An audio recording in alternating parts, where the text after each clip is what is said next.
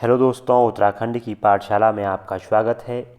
उत्तराखंड की पाठशाला में आज पुनः लेकर आए हैं एक महत्वपूर्ण टेस्ट, उत्तराखंड का इतिहास, टेस्ट संख्या 10, जहां पर हम बात करेंगे परमार वंश से संबंधित कुछ महत्वपूर्ण प्रश्नों की। तो चलिए शुरू करते हैं अपना आज का टेस्ट, उत्तराखंड का इतिहास, टेस्ट संख्या 10, परमार वंश। हमारा आज का पहला प्रश्न है, किस परमार शासक ने कुमाऊं पर रोहिल्ला आक्रमण के समय चंद शासक कल्याण चंद की सहायता की थी? जब कुमाऊं के शासक कल्याण चंद चतुर्थ पर रोहिल्ला आक्रमणकारी अली मोहम्मद खां ने आक्रमण किया था, तो उस समय अली मोहम्मद खां के पराजित होने के पश्चात वह अल्मोड़ा के या चंद शासन के आंतरिक हिस्सों में घुसकर मंदिरों को नुकसान पहुंचा रहा था। उसी समय गढ़वाल के शासक प्रदीप शाह ने उसकी सहायता की थी और युद्ध के हार जाने के रूप में 3 लाख रुपए भी रोहिल्ले को दिए थे। तब जाकर उन्होंने चंद शासक के सिंहासन की सुरक्षा निश्चित की थी। तो यह सहायता करने वाले जो राजा हैं वो हैं प्रदीप शाह।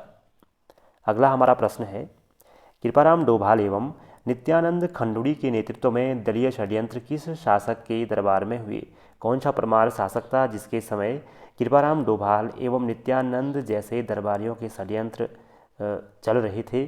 तो यह समय था गढ़वाल के शासक जयकृत शाह का।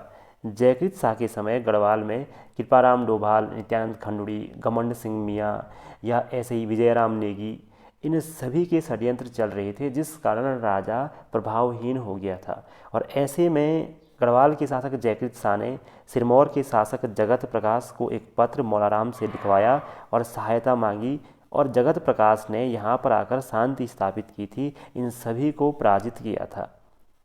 अगला हमारा प्रश्न है, 1779 ईस्वी में हुए बगवाली पोखर के युद्ध में किस परमार नरेश ने कुमाऊं के सिंहासन पर अधिकार किया? कौन सा वो परमार नरेश है जिसने बगवाली पोखर के युद्ध में कुमाऊं के सिंहासन को जीता था? तो वह हैं गढ़वाल के शासक ललित शाह। कुमाऊं के दीवान हर्षदेव जोशी के आमंत्रण पर ललित शाह ने कुमाऊं पर आक्रमण किया और बगवाली पोखर के युद्ध में वहां के शासक मोहन चंद को पराजित किया। जो मोहन चंद वहां पर जबरदस्ती या षड्यंत्र से सिंहासन पर कब्जा किए हुए था, उसको पराजित कर उन्होंने अपने पुत्र प्रद्युम्न शाह को वहां का शासक नियुक्त किया था। अगला प्रश्न है, कवि एवं चित्रकार मौलाराम को संरक्षण देने वाला प्रथम परमार शासक कौन था? मौलाराम का परिवार पृथ्वीपति शाह के समय, सुलेमान सिकोह के समय गढ़वाल आया था। इनको संरक्षण देने वाला या दरबारी कवि और चित्रकार के रूप में संरक्षण देने वाले राजा थे राजा प्रदीप शाह। प्रदीप शाह के बाद ललित शाह, ललित शाह के बाद जयकृत शाह और जयकृत शाह के बाद प्रद्युम्न शाह ने भी इन्हें संरक्षण दिया।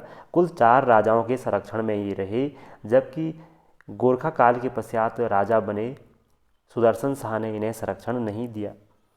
अगला हमारा प्रश्न है, किस परमार शासक ने दून घाटी पर सिखों के आक्रमण से बचने के लिए राखी कर देना स्वीकार किया था?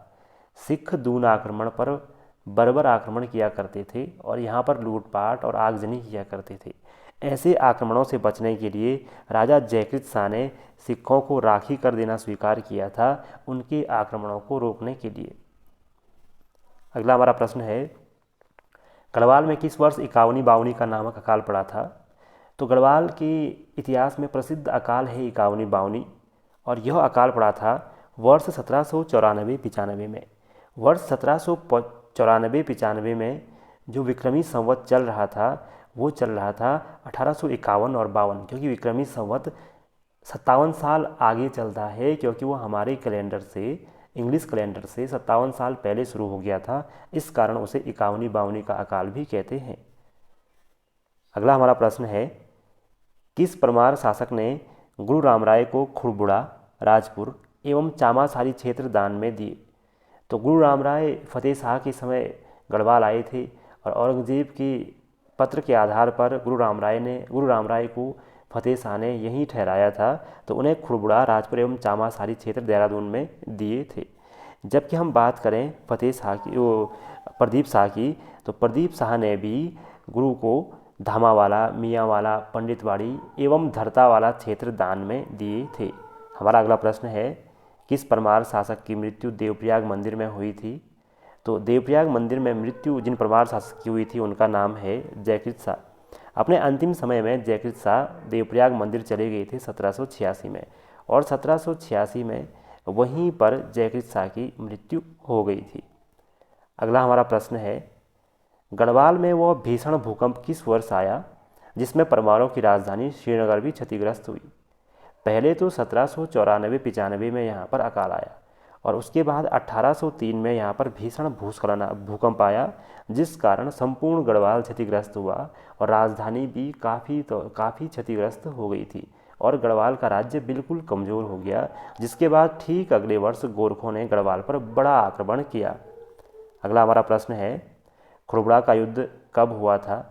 तो खुरबुड़ा का प्रसिद्ध युद्ध जहाँ पर गोरखों ने अंतिम पूर्ववर्ती परमार शासक प्रद्युम्न शाह की हत्या की थी या वो वीरगति को प्राप्त हुए थे, तो वही खुरबुड़ा का युद्ध हमारा हुआ था 14 मई 1804 को। तो 14 मई 1804 को हुआ था खुरबुड़ा का युद्ध, और यहीं पर परमार शासक प्रद्युम्न शाह की मृत्यु हो गई थी। अगला प्रश्न है, किस परमार शासक का अष्टकोणीय रजत सिक्का प्राप्त हुआ है? तो परमार शासकों में फतेह शाह का अष्टकोणीय रजत सिक्का प्राप्त हुआ है, जो बद्रीनाथ मंदिर को समर्पित है। यह सिक्का है फतेह शाह का, जिसपे छंदबद्ध मुद्रा लेख भी हमें प्राप्त हुआ है। अगला प्रश्न है, किस परमार शासक की मृत्यु कुमाऊं अभियान से लौटते समय मलेरिया से हुई थी? जब 1779 में बगवाली पोखर के युद्ध में विजय प्राप्त करके और प्रद्युम्न शाह को कुमाऊं का शासक बना के ललित शाह वहां से लौट रहे थे, तो उसी समय ललित शाह की मृत्यु रास्ते में ही मलेरिया से हो गई थी। अगला प्रश्न है, किस परमार शासक की तुलना हुमायूं से की जाती है?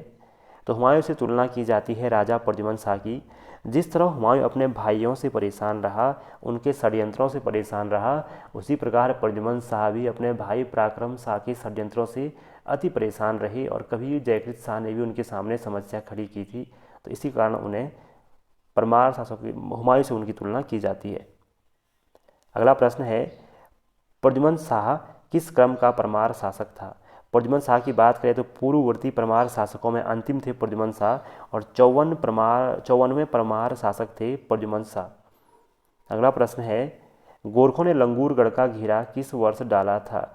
तो गोरखों ने गढ़वाल के एक किले लंगूरगढ़ का घेरा डाला था, जहां पर गढ़वाल शासक ने उन्हें संधि के स्वरूप प्रतिवर्ष कर देना स्वीकार किया था। तो यह घेरा उन्होंने डाला था 1791 में कुमाऊं विजय के पश्चात लंगूरगढ़ का घेरा, और यहाँ पर वार्षिक कर देना स्वीकार किया था गढ़वाल के शासक ने, जिसे वह चुकाने में असफल रहा 1803 के आसपास भूकंप के पश्चात, और तब जाकर गोरखों ने 1804 में आक्रमण किया और 1804 में गढ़वाल को जीत लिया। तो ये थे आज के कुछ प्रमुख प्रश्न। आगे बात करेंगे चंद वंश से संबंधित प्रश्नों पर। जुड़े रहिए। धन्यवाद।